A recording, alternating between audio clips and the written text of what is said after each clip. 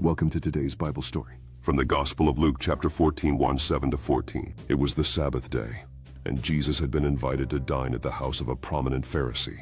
The air was thick with watchful eyes. Every movement, every word he spoke was being scrutinized by the teachers of the law. The tension hung like a heavy cloud, as if everyone was waiting for him to stumble. As they reclined at the table, Jesus observed something that revealed the hearts of the guests.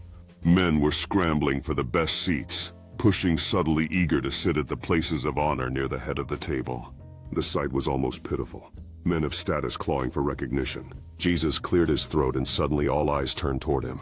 With a calm yet piercing voice he began.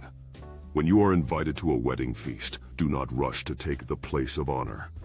For what if someone more distinguished than you has been invited? The host will come and say, "Give this person your seat." And with shame, you will have to move to the lowest place.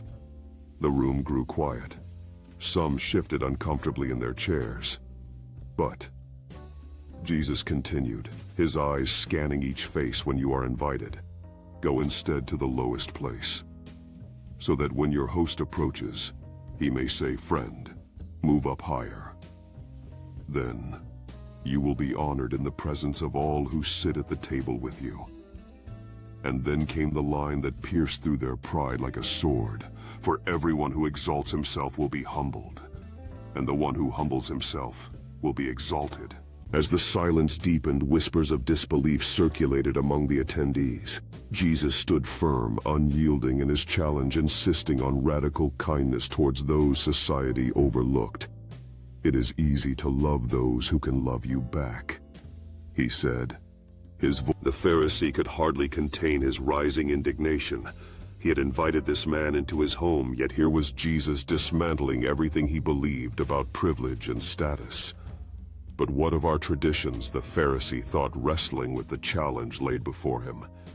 Jesus took a step closer to the table, his gaze unyielding as he countered, "Your traditions blind you to love. They have become barriers instead of bridges."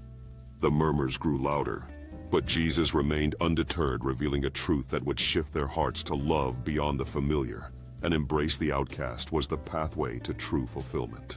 With each word, Jesus painted a picture of a kingdom where the last would be first, and the first would become last. The guests exchanged glances, some nodding in silent agreement, while others remained resistant, yet all were undeniably moved. "Those who receive my message will inherit joy," he continued, "for the greatest